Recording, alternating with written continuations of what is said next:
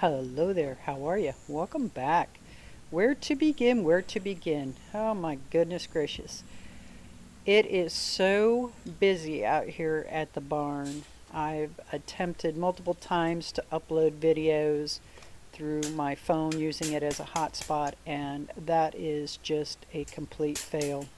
So I'm going to have to rework how I get my weekly video out to y'all. In the meantime, it is time for me to temporarily take down this containment area so I can remove a couple of things off of this side of the barn, primarily the trailer there.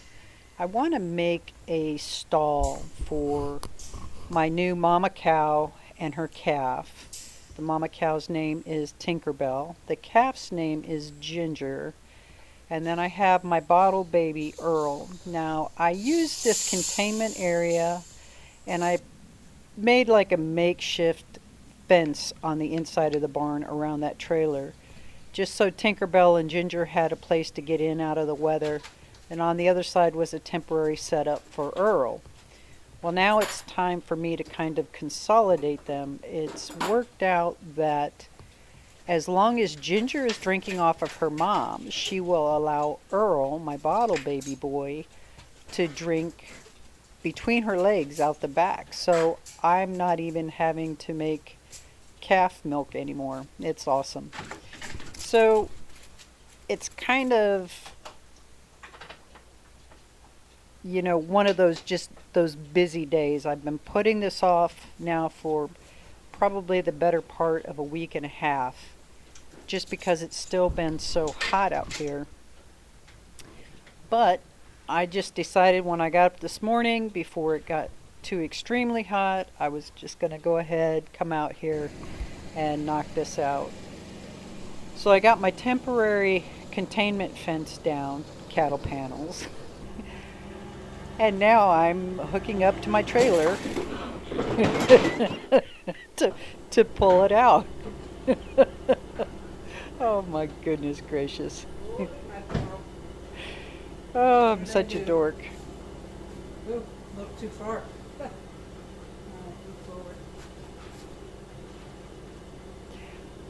I was actually pretty proud of myself that I was able to line that ball up the first attempt, backing it in.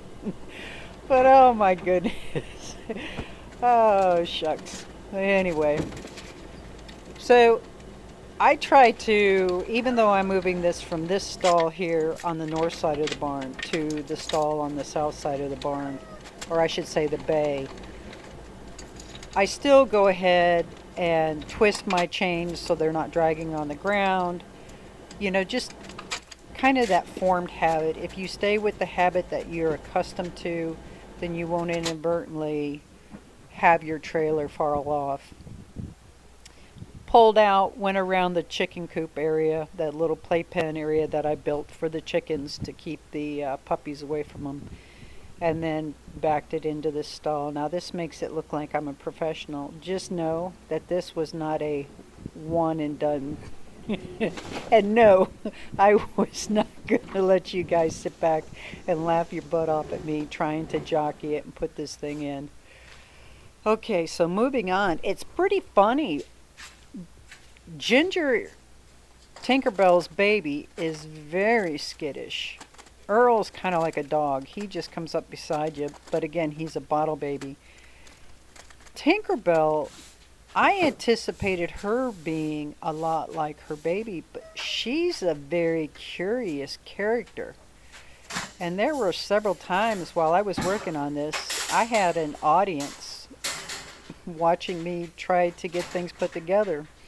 So here I'm just taking one of my cattle panels that I pulled off, and I'm going to put it between the uprights on the inside of this barn. And I'm going to attach it with the self-tapping screws and a big washer. It's not the finished product that I'm going to keep, but for right now I think it'll work just fine, especially considering Tinkerbell does not like to come into the barn, so I'm going to have to really work at coaxing her along and enticing her to making this like her safe space. Plus, when I build the milk stanchion, it's going to be inside of the barn over here in this general vicinity. And so this is kind of the precursor to get her used to coming in and it not being something new to her or whatever. So right Good now, job, guys. again, Yeah. my audience. Good job, Tink. Good girl. Yeah. And I've only had her probably 3 weeks. And in 3 weeks, I've gotten her comfortable with coming up to me, allowing me to pet her. She's gotten comfortable with the dogs. So it's basically just one big happy old McDonald farm. Anyway, I'm going to go ahead and just attach this again, like I was saying, with the self-tapping sheet metal screws and some big oversized washers. Now, the thing that I found out, because this is the heavier gauge post, it works better if I pre-drill it and then put those self-tapping screws in. So that's exactly what I did.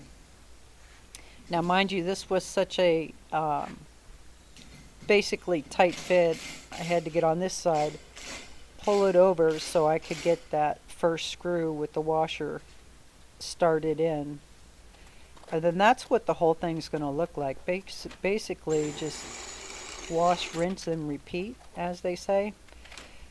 So this is going to actually have wood and stuff to really shore it up, because again, Tinkerbell's milking stanchion is going to be in this general area. But just for right now, this will totally work. We're anticipating a week worth of rain, like 70% chance of rain every single day. So just to give them an area to get into, this is also going to get Tink used to coming into the barn for her treats in the morning and her treats at night.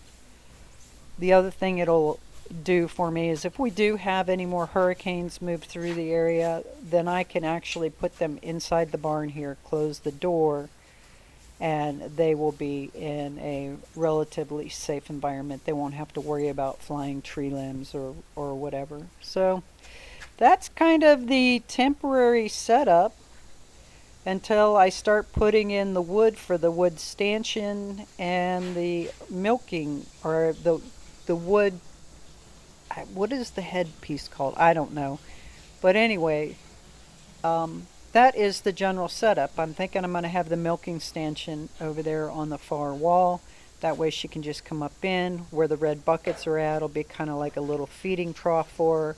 And then I can milk her off from